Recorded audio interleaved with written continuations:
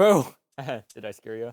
Yeah, FNaF Fangames. Back in my 3rd and 4th grade years, that was a major craze from extended universe games like Candies to fan games more established on media like FNAF or just goofy stuff like One Night at Flumpty's. We just don't talk about the degenerate community of Five Nights in Anime.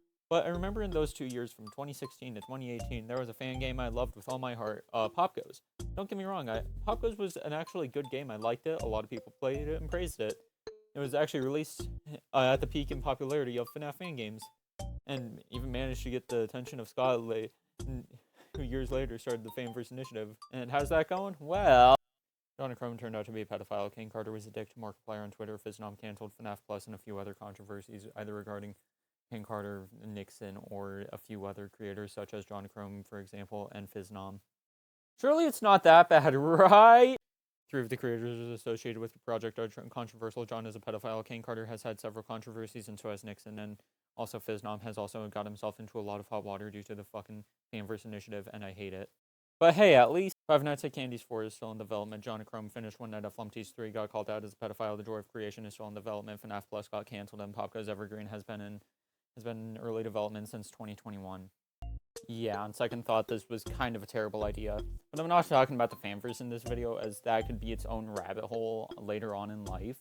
But rather just Popgoes in general. Like, the history of it, why I don't really like it anymore, the slow devolvation of greed, and just Kane Carter getting pissed with people about the fanverse, and, you know, the other thing he got into hot water with.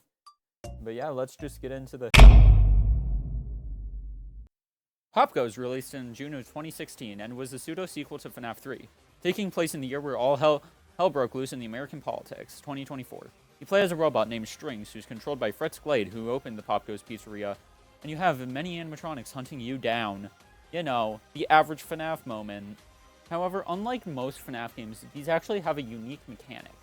Popgoes tries to get into rooms to then print out parts for Black Rabbit, being the one that's possessed by Fritz Glade's daughter, Bonnie Glade, a little on the nose there. The Squirrel Sisters, or Sarah and Saffron, go through the vents, and you have to block them off so they can't get in and steal your phone, then jump scare you. Stone the Crow appears on every camera. Staring at him too long will increase your panic, which is basically your power or exposure meter. Once it's at max, it will cause jump scares, similar to the exposure meter from Flumpty's 2. Like the Badger, my favorite when I saw Popgoes for the first time, will start a few chairs down from Strings, later going into the server room. Once inside, a color on the monitor to the right of you will appear, having to click that button and call Blake over to reset. If you fail to do this, your cameras are unable to be used for the rest of the night, and you have to basically just pray to Lady Luck that either Popgoes kills you or that you finish the night unscathed. Simon appears every night working like a Simon Says thing. Something else I like that Kane Carter did was actually include an addition of Lux animatronic, which are basically white animatronics with colored joints, eyes, and I think accessories, if I remember correctly. In 2017, Kane released another Popgoes game, Popgoes Arcade 2, a teaser for the hypothetical sequel of Popgoes 2, which was then cancelled. In 2018, Kane released both Popgoes Memories and Popgoes Epitome Pack, one for showcases of every character and then one for fan content. In 2019, Kane would then release Popgoes Finale Demo, which the full game was later cancelled. All of this was upsetting at the time, as I loved Popgoes, and in 2021, when I found out about Evergreen, I did my own research and found out about the Epitome animatronics and loved them. Then in 2021, both Popgoes Arcade and Popgoes Evergreen would be announced. Popgoes Arcade following what it did for Popgoes 2016 at the time, and Evergreen being a remake of Popgoes, and in 2023, My Popgoes, which is when I started to heavily dislike Popgoes. I started disliking Popgoes around December of 2023. I was burnt out. It was the end of my sophomore year in high school. Not really, but like, you get my point. And I was trying to find videos to watch when I stumbled upon a FNaF controversy iceberg. If you don't remember what the iceberg trend was, think of any niche topic and put everything people know about it, from most known to least known. That's what it was. But I remember seeing a Kane Carter controversy or two floating on there. And that was how I started to dislike Kane Carter and Popgoes. From Kane Carter admitting that he said the N-word several times, and the fact that he got pissed with Markiplier for not knowing what the fanverse was, because I'll admit, I didn't really know what the fanverse was until I really heard it from Dawko.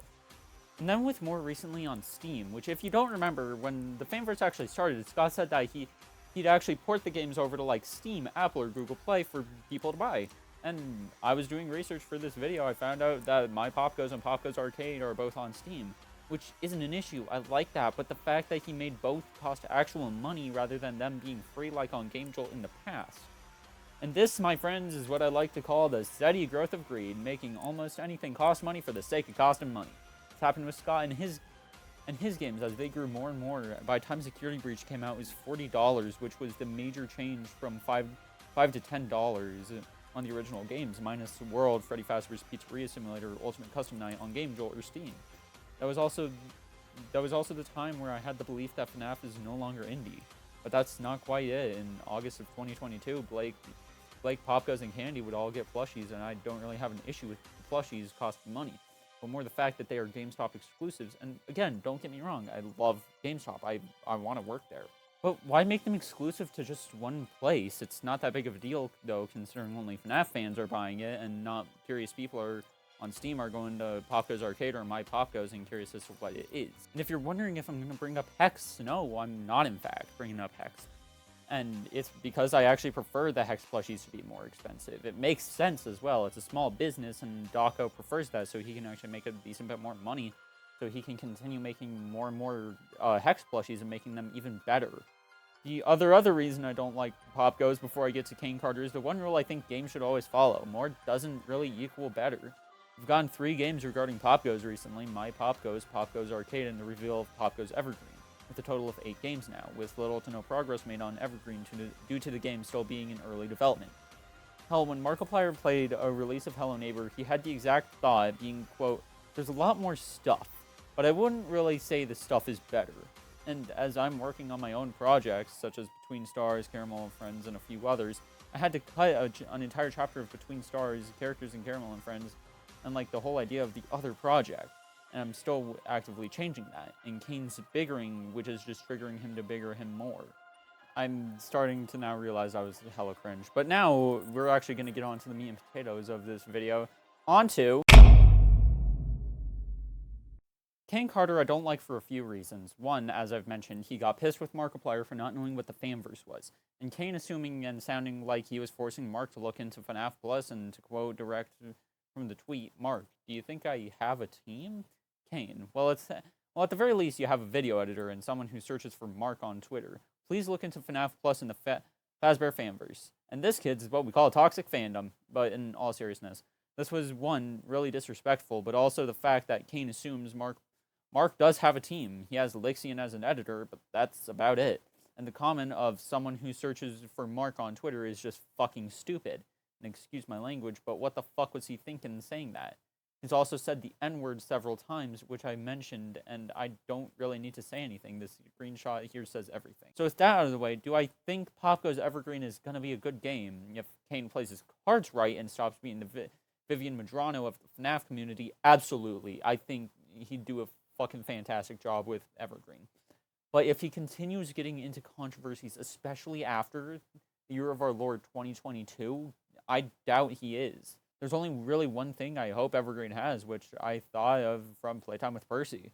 Tutorials for each character so people can understand how Popgoes works, how Blake works, how the Squirrel Sisters work, etc., etc. Yeah, I don't know really how to end this video. Yeah, just don't feel like Kane. Also, before I made this video, I actually did get a Popgoes plush. As much as I don't like the game, I love the fact that Popgoes got an official plush, especially from Funko, who tends to fuck up designs a lot. And I'm looking specifically at, like, the Marionette, Ballora, Ennard, and Chica. But yeah, I don't like the game Popgoes or Kane Carter. I'm probably gonna play Evergreen when it comes out, see if I actually like it now, but as the time being, I just don't really fuck with Popgoes. Yeah, that's it. Bye.